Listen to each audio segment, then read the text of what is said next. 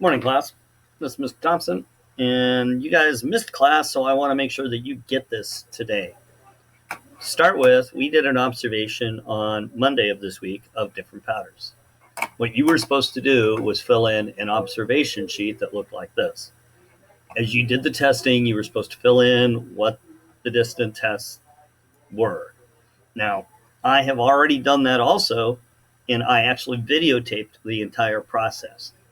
So when I did it, here are my results. Now you may want to notice that mine has pink and yellow.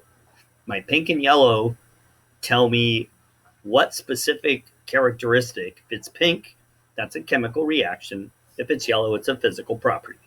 I use at least two of those for every one of the powders to identify them securely when I observe them in a class.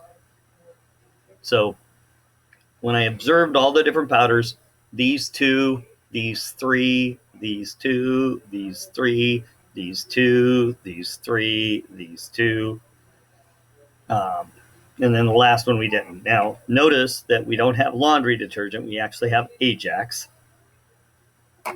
Now, if you go to the Google Classroom, there are videos. The first video goes through the physical properties of the powders, just looking at them with a hand lens or a digital microscope in my case, and then testing water on the first 6 powders. Then the next one are the last 2 powders with water, and then with vinegar, and then with iodine, all of them. Now the results of those tests are here in my sheet of key observations. You should write them in your words and also highlight them using those characteristics. On Monday, you're going to be given 5 powders. Now, if you're remote, you're going to have a videotape much like the one you watched for my powder observation, except for I will describe them, and that's all I will do. I won't tell you if it's a physical or chemical property. I'll just describe what I see and videotape it. Now, what you're going to do next is you're going to watch my videos to make sure that you know how this works. Like I said, the first 7 are here. First 7 minutes are here, and then the next 10 minutes are here. So this isn't a huge amount of work to do. Put your observations on your sheet. This is one of the things you will submit to me for a grade. Now, you should have some kind of color coding figured out for chemical and physical properties that you're going to use to identify that powder. Now, when you get to the test, which will look like this, there's a bunch of reading to be done, and when you read it, you'll notice this is a painting that is stolen. Mr. T is here. I'm carrying powder 3. Miss Schmidt, she's carrying powder 1. Mr. Racine, he's carrying powder 2. Miss Bonnell is carrying powder 4. Now, the criminals are going to have these in their possession.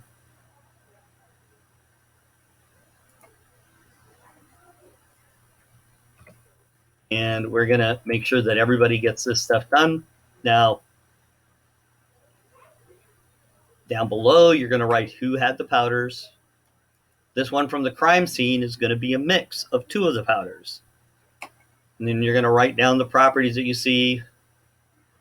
And if you want to highlight the property that helps tell you, that'd be really nice. And highlight the properties that told you the 2 powders that this one is. Then you're going to tell me what the powder was, like right here. And how I told that one was fizzing, ultra small, fine rectangular crystals. And then you're going to tell me from the crime scene what the mix was. You'll tell me both powders. Now, the crime scene fingerprint was, did you get a match? The electrophoresis, did you get a match?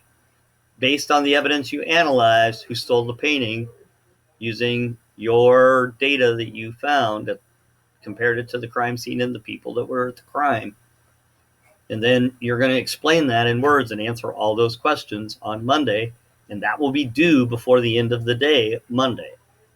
There's no, it's like you'll turn it in at the end of the day, period. If it's not turned in, you'll take a 0, and that's all. Are there any questions about this? Now, if you have questions, you should email me with any questions that you have. And that is all for this test. Do your observation.